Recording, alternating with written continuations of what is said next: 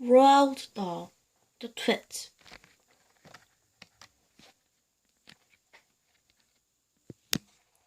Introducing Mr. Twit, Mrs. Twit, the roly-poly bird, the muggle-wump monkeys. Hairy bases. What a lot of hairy-based men there are around nowadays. When a man grows hair all over his base, it is impossible to tell what he really looks like. Perhaps that's why he does it. He'd rather you didn't know. Then there's a problem of washing. When the very hairy ones wash their bases, it must be a big job as when you and I wash the hair on our heads. So, what I want to know is this. How often do you all, these hairy-based men, wash their bases? It is only once a week, like us, on Sunday nights. And do they shampoo it? Do they have a hair dryer? Do they rub hair tonic and to stop their bases from going bald? Do they go to a barber to have their hairy bases cut and trimmed? Or do they do it themselves in front of the bathroom mirror with nail scissors? I don't know. But next time you see a man with a hairy base, which will probably be as soon as you step out onto the street, maybe you will look at him more closely and start wondering about some of these things. Mr. Twit. Mr. Twit was one of these very hairy-based men. The whole of his base, except for his forehead, his eyes and his nose was covered with thick hair. The stuff even sprouted in revolting tufts out of his nostrils and ear holes. Mr. Twit felt that this hairness made him look terrifically wise and grand, but in truth he was neither of these things. Mr. Twit was a twit. He was born a twit, and now at the age of 60 he was bigger twit than ever. The hair on Mr. Twit's base didn't grow smooth and matte as it's done on most hairy-based men. It grew in spikes that stuck out straight like the bristle of a nail brush. And how often did Mr. Twit wash this bristly nail brushy base of his? The answer is never. Not even on Sundays. He hadn't washed it for years. 30 years. As you know, an ordinary unhairy base like yours or mine simply get a bit smuzzy if it's not washed often enough, but there's nothing so awful about that. But the hairy base is a very different matter. Things cling to hairs, especially food. Things like gravy go right in among the hairs and stay there. You and I can wipe our smooth base with a flannel, and we quickly look more or less all right again, but the hairy man cannot do that. We can also, if we are careful, eat our meals without spreading food all over our bases, but not so the hairy man. Watch carefully next time you see a hairy man eating his lunch, and you will notice that even if he opens his mouth very wide, it is impossible for him to get a spoonful of beef stew or ice cream and chocolate sauce into it without leaving some of it on the hairs. Mr. Twit didn't even bother to open his mouth wide when he ate. As a result, and because he never washed, there was always hundreds of bits of old breakfast and lunches and suppers sticking to the hairs around his base. They weren't big bits, mind you, because he used to wipe this up with the back of his hand or on his lip while he was eating. But if you look closely, not that you ever want to, you will see tiny little specks of dried up scrambled eggs stuck to the hairs. and Spanish and tomato ketchup and fish fingers and minced chicken livers and all the other disgusting things Mr. Tweet liked to eat.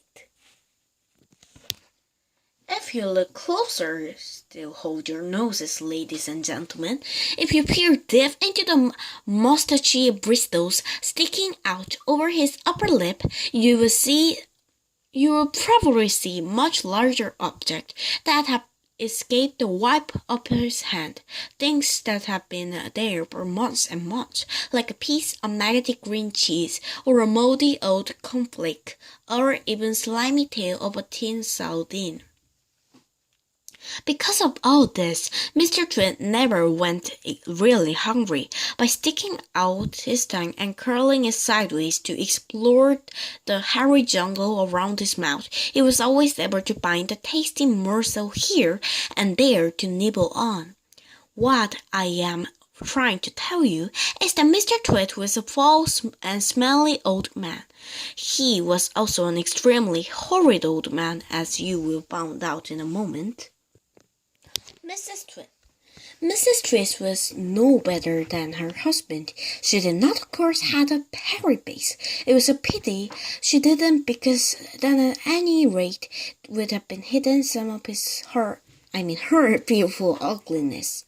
Take a look at her. Have you ever seen a woman with an uglier face than that? I doubt it. But the funny thing is that Mrs. Twit wasn't born ugly. She had quite a nice face when she was young. The ugliness has grown upon her year by year as she got older. Why would that happen? I tell you why. If a person has ugly ducks, it begins to show on the face. And when that person had ugly ducks every day, every week, every year, the face gets uglier and uglier until it gets so ugly you can hardly bear to look at it. A person who is good cannot ever be ugly. You can have a wonky nose and a crooked mouth, and a double chin stick out teeth. But if you had a good dust, they will shine out your face like sunbeams, and you will always look lovely. Nothing shone out of Mrs. Twit's face. In her right hand she carried a walking stick. She used to tell people that this was because she had wounds growing on the sole of her left foot and walking was painful. But the real reason she carried the stick was so that she could hit things with it, things like dogs and cats and small children. And then there was a glass eye. Mrs. Twit had a glass eye that was always looking the other way. The glass eye. You can play a lot of tricks with a glass eye because you can take it out and pop it back in again anytime you like. You can bet your life Mrs. Twit knew all the tricks. One morning she took out her glass eye and dropped it into Mr. Twit's mug or beer when he wasn't looking. Mr. Twit sat there, drinking the beer slowly. The froth made a white ring on the hair around his mouth. He wiped the white brought onto his sleeve and wiped his sleeves into his trousers. "You're plotting something," Mrs. Twit said, keeping her back turned so he wouldn't see that she had taken out her glass eye. "Whenever you go all quiet like that, I know very well you're plotting something." Mrs. Twit was right. Mr. Twit was plotting away like mad. He was trying to think of a really nasty trick he could play on his wife every day. That way. "You better be careful," Mrs. Twit said, "because when I see you starting to plot, I watch you like a wombat." "Oh, just shut up, you old hag," Mr. Twit said. He went on drinking his beer, and his beard, and his evil mind kept working away on the latest horrid trick he was going to play on the old woman. Suddenly, as Mr. Twit tipped the last drop of beer down his throat, he caught sight of Mrs. Twit, opal glass eye, staring up at him from the bottom of the mug. It made it jump. "I told you I was watching you," cackled Mrs. Twit. "I got eyes everywhere, so you better be careful." The frog. To pay her back for the glass eye in his beer, Mr. Twit decided he would put the frog in Mrs. Twit's bed. He cut a big one down by the pond and carried it back secretly in a box. That night, when Mrs. Twit was in the bathroom getting ready for bed, Mr. Twit slipped the frog between her seats. Then he got into his own bed and waited for the fun to begin. Mrs. Twit came back and climbed into her bed and put out the light. She lay there in the dark, scratching her tummy. Her tummy was itchy. Dirty old hags like her always have itchy tummies. Then, all at once, she felt something cold and slimily crawling over her beak. She screamed. "What's the matter with you?" Mr. Twit said. "Help!" screamed Mrs. Twit, bouncing about. "There's something in my bed." "I bet it's the giant skilly wriggler I saw on the blur just now," Mr. Twit said. "The what?" screamed Mrs. Twit. "I tried to kill it, but it got away," Mr. Twit said. "It got teeth like screwdrivers." "Help!" screamed Mrs. Twit. "Save me! It's so over my feet!" "Oh, what of your toes?" said Mr. Twit.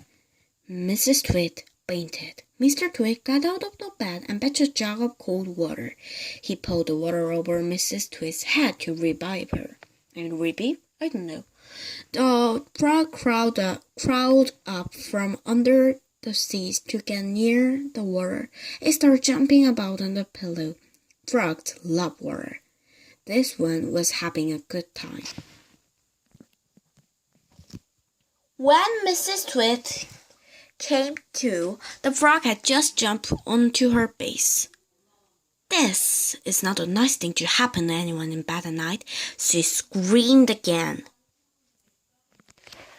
"By golly, it is a giant skilly wriggler," Mr. Twit said. "I'll bite off your nose." Mrs. Twit leapt out of bed and flew downstairs and spent the night on the sofa. The frog went to sleep on her pillow. The wormy spaghetti. The next day, to pay Mr. Twit back for the frog trick, Mrs. Twit sneaked out into the garden and dug some worms. She stewed big long worms and put them in a tin to carry the tin back to the house upon her apron. At 1 o'clock, she cooked spaghetti for lunch and she mixed the worms in with the spaghetti, but only on her husband's plate.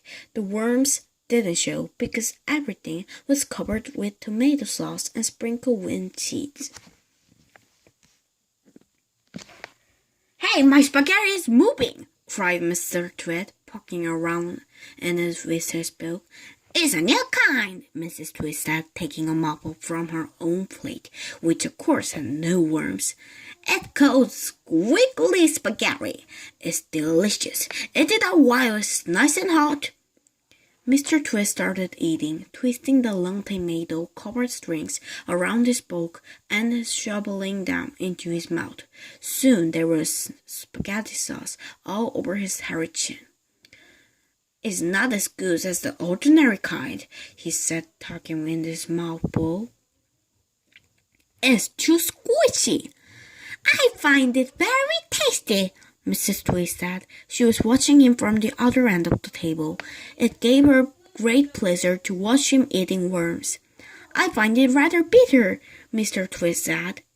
"It's got a distinctly bitter flavor. Buy the other kind next time." Mrs. Twit waited until Mr. Twit had eaten the whole plateful. Then she said, "You want to know why your spaghetti was so squishy?" Mr. Twit wiped the tomato sauce from his beard with a corner of the tablecloth. "Why?" he said. "And why is it nasty bitter taste?" "Why?" he said. "Because it was worms!" cried Mrs. Twit, clapping her hands and stamping her feet on the ruler and rocking with horrible laughter. The funny walking stick. To pay Mr. Twit back for the worms in his spaghetti, Mr. Twit thought of a really clever, nasty trick. One night, when the old woman was asleep, he crept out of the bed and took her walking stick downstairs to his workshed. There he stuck a tiny round piece of wood, no thicker than a penny, onto the bottom of the stick. This made the stick longer, but the difference was so small the next morning Mrs. Twit didn't notice it. The following night Mr. Twit stuck another tiny bit of wood. Every night he crept downstairs and added an extra tiny thickness of wood to the end of the walking stick. He did it very neatly so that extra bits looked like a part of the old stick. Gradually, but oh so gradually, Mrs. Twit's walking stick was getting longer and longer. Now, when something is rolling very slowly, it is impossible to notice it's happening. You yourself, for example, are actually growing taller every day that goes by, but you wouldn't think it, would you? It's happening so slowly you can't even notice it from one week to the next. It was the same with Mrs. Twit's walking stick. It was so slow and gradual that she didn't notice how long it was getting even when it was halfway up to her shoulder. "That stick's too long for you," Mr. Twit said to her one day. "Why, so it is," Mrs. Twit said, looking at the stick. "I had a feeling there was something wrong, but I couldn't for the life of me to think what it was." "There's something wrong, all right," Mr. Twit said, beginning to enjoy himself. "What can have happened?" Mrs. Twit said, staring at her old walking stick. "It must suddenly have grown longer." "Don't be a fool," Mr. Twit said. "How can a walking stick possibly grow longer? It's made of that wood, isn't it? That wood can't grow." "Then what on earth had happened?" cried Mrs. Twit. "It's not the stick, it's you," said Mr. Twit, grinning horribly. "It's you that's getting shorter. I've been noticing for some time now." "That's not true," cried Mrs. Twit. "You're shrinking, woman," said Mr. Twit. "It's not possible." "Oh, yes, it jolly well is," said Mr. Twit. "You're shrinking fast. You're shrinking dangerously fast. Why, you must have shrunk at least a bit in the last few days." "Never!" she cried. "Of course you have. Take a look at your sticks, you goat, and see how much you've shrunk in comparison. You got the shrinks." That's what you got. You got the dreaded shrinks. Mrs. Twit began to feel so trembly she had to sit down.